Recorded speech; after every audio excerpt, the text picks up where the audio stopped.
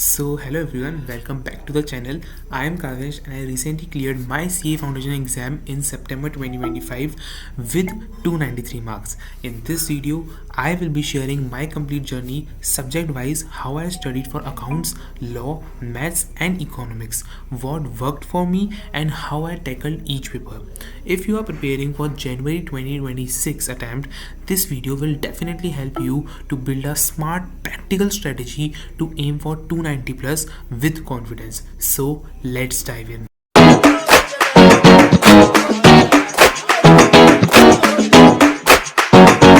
So let's start with accounts, जिसे मैंने score किया था 77 out of 100. First of all, let's understand the paper structure of accounts. Accounts is divided into 20 marks theory part and 80 marks practical part. Out of these 20 marks, 12 marks are reserved for true and false and remaining 8 marks for short question and answer. True और false के लिए your best friend is ICI module. Her chapter के and में जो true and false दिए हैं उन्हें line by line आप रिवाइज करते रहो, आपका काम हो जाएगा. मैंने पर्सनली उनसे ही 12 में से 12 मार्क्स टारगेट किए थे. As for 8 marks of question and answer, I will be honest, मैंने ये पार्ट सिर्फ एग्जाम से एक दिन पहले पढ़ा था. So if you are short on time, focus on true and false first. Now let's come to the practical part which contains 80 marks. The real game is here. First step, understand the core concept of every chapter from ICI module. Don't just memorize, समझना ज़रूरी है.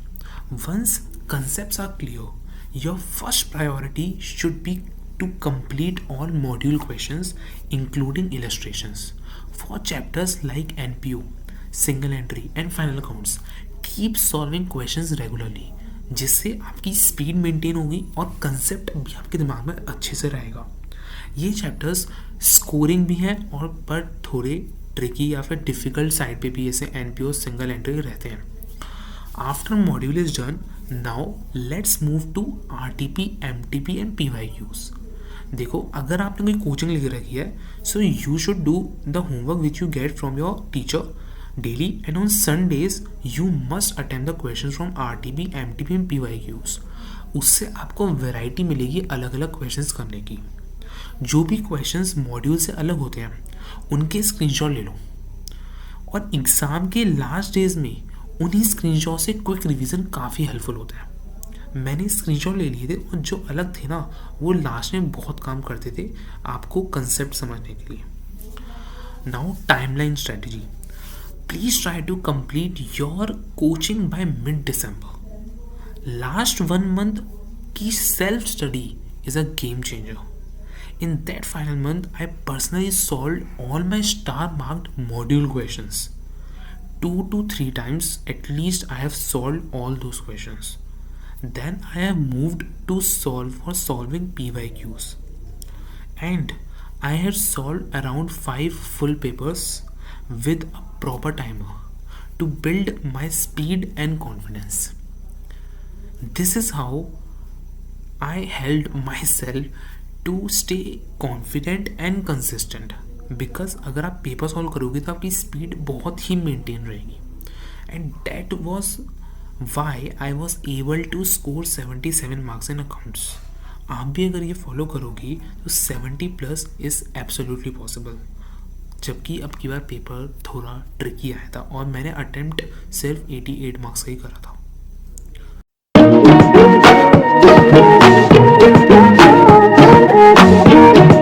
So now let's move on to business laws. देखो, law is one of the toughest papers in CA Foundation and scoring well in law is generally challenging and many students struggle here. देखो, I had scored 66 marks and here is my strategy.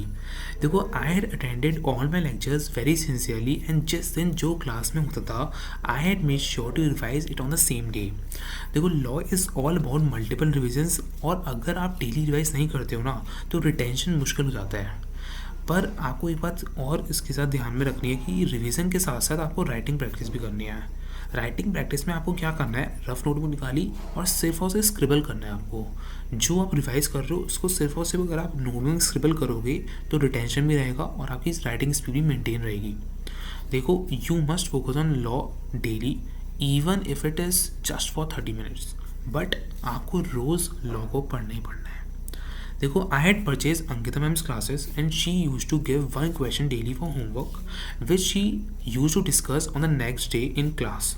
वो बात अलग है कि मैं वो question ज़्यादा नहीं करता था, but you should definitely do it because law का पेपर देखो लेंदी होता है, और अगर आप डेली राइटिंग प्रैक्टिस करोगे ना तो आपकी स्पीड और कॉन्फिडेंस बिल्ड रहेगा। If you have not purchased the paid classes, there's absolutely no problem, but you have to just make it sure that कि आप ICI मॉड्यूल के क्वेश्चंस जो वो डेली प्रैक्टिस कर रहे हो।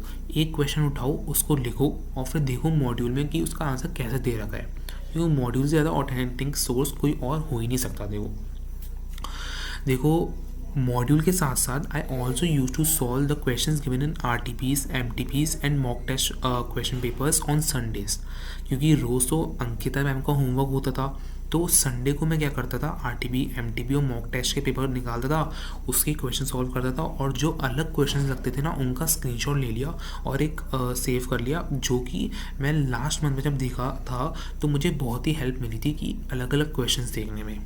ठीक है, in the final month I was able to do only 2 full revisions, क्योंकि जो मेरा जो सिलेबस था ना, मतलब मेरी जो क्लासेस थी वो मेरी ठीक 1 महीने पहले ख़त्म हुई थी मेरे एग्ज़ाम से, तो I was not left with much time, so I was only able to do 2 full revisions and with that I had also managed to solve 2 previous year question papers, but उससे ज़्यादा नहीं कर पाया क्योंकि मेरा time की थोड़ी shortage रह गई थी। और अगर if you are short on time or lagging behind in your syllabus, focus on these chapters which I am giving to you। इससे आपका स्कोर जो है आप आसानी से कम टाइम में ज़्यादा पढ़ा सकते हो। देखो सबसे पहले आएगा IRF, इंडियन रेगुलेटरी फ्रेमवर्क। देखो ये 6 पेज का चैप्टर है और 6 मार्क्स देके जाते हैं, मतलब इसमें से कोई भी चीज़ आ सकती है। आपको पूरा चैप्टर थॉरोली अच्छे से अपना समझना पड़ेगा, राइटिंग प्रैक्टिस करनी पड़ेगी, बट इसमें देखो 6 मार्क्स बहुत ही अच्छे से, बहुत ही आसानी से इसको हो सकते हैं। नेक्स्ट मैं कहूँगा कंपनीज एक्ट। देखो कंपनीज एक्ट में डायरेक्ट क्वेश्चन आते हैं, इसमें ज़्यादा केस स्टडी नहीं, ज़्यादा डायरेक्ट क्वेश्चन आते हैं। मेरे एग्जाम में ही 6 मार्क्स का क्वेश्चन आया था, what is the difference between AOA and MOA। अब सोचो आप, मतलब अगर जिस बंदे ने ये चैप्टर नहीं पढ़ा होगा उसका कैसे हो पाएगा, ये क्वेश्चन हो ही नहीं पाएगा। पर अगर आपने ये वाला चैप्टर पढ़ा होता ना तो इतना आसान क्वेश्चन लगता आपको AOA और MOA में डिफरेंस बताना है। दैट वॉज इट यार। So you must focus on companies act also. Third chapter में आपको कहना चाहूँगा सेल्स ऑफ गुड्स एक्ट। देखो सेल्स ऑफ गुड्स ऐसे मैं समझता हूँ कि ट्रिकी केस स्टडीज़ आती हैं, बट देखो कभी कभी इससे ही बढ़िया क्वेश्चन आते हैं और ये ईजी बन जाता है। ठीक है, अगर आपने ये सब चैप्टर कर लिए ना आपका स्कोरिंग काफ़ी अच्छा बढ़ जाता है यार, आपको काफ़ी अच्छा मिल जाएगा, क्योंकि देखो इंडियन कॉन्ट्रैक्ट एक्ट इतना बड़ा है, और अगर आपने ये तीनों चैप्टर कर लिए तो आपकी इससे ज़्यादा मार्क्स की स्कोरिंग कैपेसिटी बढ़ जाएगी, जबकि इंडियन कॉन्ट्रैक्ट एक्ट इससे बड़ा है, उसकी इससे कम स्कोरिंग कैपेसिटी है इन तीनों चैप्टर्स को मिला के। सो पहले आप इस पर फोकस करो, फिर दूसरे चैप्टर्स में जाओ, ये मेरा मानना है, बाकी आपकी मर्जी। तो नाउ फाइनल टिप अगर आपसे आपको देना चाहूँ तो लॉ में सक्सेस का एक ही मंत्र है, daily revision plus writing practice is equal to marks मिलेंगे। Even if you don't study for long hours, make it sure you revise consistently and write at least 1 answer daily please. ये आपको बहुत हेल्प करेगा, बिलीव मी।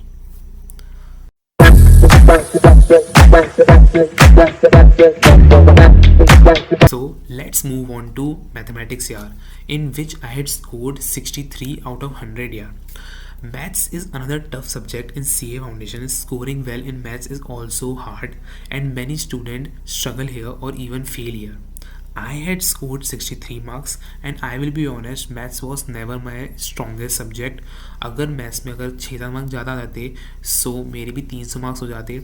जो मेरे 300 marks में रुकावट बनी है वो मैथ्स ही बनी है यार, बट कोई बात नहीं, जो होता है वो अच्छे के लिए होता है। So now let's understand my study routine of mathematics. देखो I use to attend every class daily and जो भी होमवर्क प्रणव सर देते थे, जो SPC के टीचर है, मैंने SPC क्लासेस ली थी, I try to complete it regularly. Class के बाद होमवर्क करने ने होमवर्क जो मैंने किया उसने मुझे बहुत हेल्प किया कंसेप्ट क्लैरिटी में, और वो होमवर्क जो है अगले दिन जो प्रणव सर क्लास में सॉल्व कराते थे मैं चेक करता था तो मुझे कॉन्फिडेंस भी आता था कि हाँ भाई मैंने सही सॉल्व करा है। अगर मैं आपको चैप्टर वाइज स्ट्रेटेजी देना चाहूँ तो थ्योरी चैप्टर है स्लाइटली स्कोरिंग, और अगर आप इन्हें रेगुलरली रिवाइज करते हो ना they can fetch you easy marks. जो आपकी उसमें है स्टैटिस्टिक्स में ऐसे 2-3 थ्योरी चैप्टर्स हैं, अगर आप वो अच्छे से कर लो तो उसमें भी काफ़ी अच्छे मार्क्स आपको स्कोर आप कर सकते हो। और थ्योरी के अलावा जैसे चैप्टर आपका आता है time value of money, logical reasoning, और आपका स्टैटिस्टिक्स में भी खूब सारे चैप्टर हैं जो इजी हैं थोड़े। तो अगर आप ये सब करते हो आपके अच्छा पैकेज बन जाएगा आपको मार्क्स स्कोर करवाने के लिए। They are scoring and manageable. ये चैप्टर्स पहले कवर करना स्मार्ट स्ट्रेटजी होती है जो हर बच्चा करता ही है। ये ABC एनालिसिस में भी ए कैटेगरी में आते हैं ये वाले। On the other hand chapters like integration, differentiation और theoretical framework are vast and difficult. मैंने ये चैप्टर लास्ट मंथ में किए थे और मतलब इंटीग्रेशन डिफरेंशिएशन को तो लास्ट 10 डेज में टच किया था। बस इंपॉर्टेंट क्वेश्चन जो प्रणव सर ने दिए थे वो सारे कर लिए थे और मैं कुछ नहीं करता था।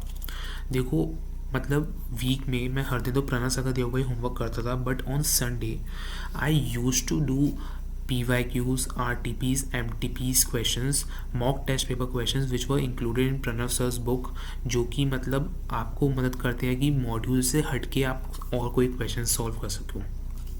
देखो in the final month I did concept revision twice. मतलब जितना भी कंसेप्ट होता है ना आपका वो सारा मैंने 2 बार रिविजन कर लिया था। And I had solve Pranav sir books question जो मैंने स्टार मार्क कर रखे थे, जो मैंने पहले सॉल्व करे थे उनको लास्ट मंथ में जो मैंने स्टार मार्क कर रखे थे वो सॉल्व करे थे, जिसमें प्रणव सर की बुक में मैंने आपको बताया पूरा इंक्लूड होता है ICI module, PYQ, RTP, MTP, mock paper, जो कि हेल्प करते हैं आपको कंसेप्ट क्लियरिटी में बिल्कुल अच्छे से। And with that I had solved around 15 full papers of mathematics before the exam, but still since I was little weak in maths I ended up scoring 63। आप कह लो कि मतलब पेपर थोड़ा टफ आया था या पता नहीं, मतलब बच्चों ने तो 80 और 90 से स्कोर कर रही है, मेरा थोड़ा स्कोर कम रह गया था मैथ्स में। देखो मेरी फाइनल टिप यही रहेगी, मैथ्स में स्कोरिंग थोड़ी टफ तो होती है, बट अगर आप रेगुलर प्रैक्टिस करते हो ना, कंसेप्ट क्लियरिटी आपकी अगर अच्छी है तो focus first on scoring chapters यार। Revise theory daily and keep solving papers with a timer. Even if you are weak in maths like me, consistency अगर आप maintain करोगे तो you can still get 60 plus marks in math easily. Yes.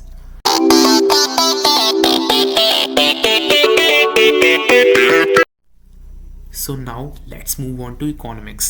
देखो in economics I had scored 87 marks which was my highest score in all 4 subjects in CA Foundation. Economics is the most scoring subject in CA Foundation out of all the 4 papers. This is a real game changer. It is literally push your aggregate to above 200.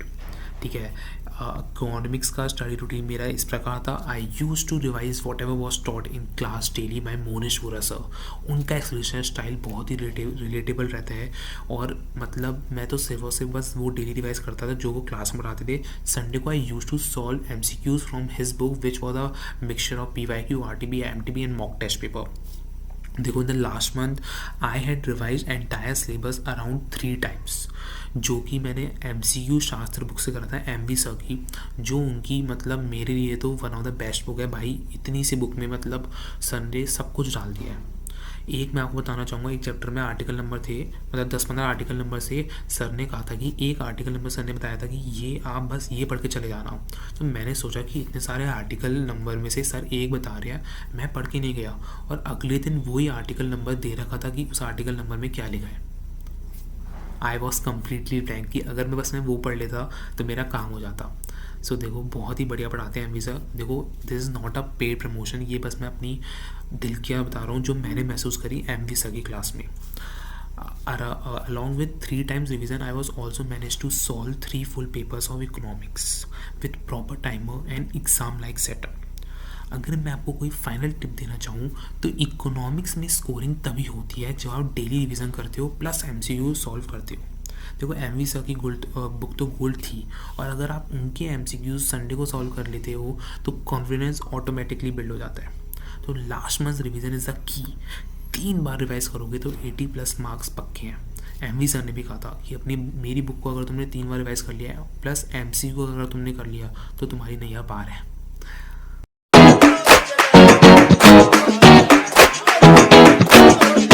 So thank you everyone for watching my video till the end.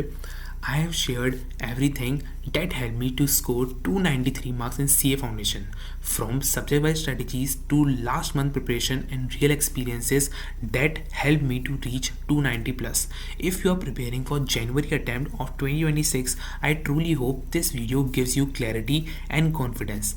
Drop your doubts, preparation plans, or even your target score in the comments. I will reply to everyone. So let's grow together. This is Kavin Agrawal signing off.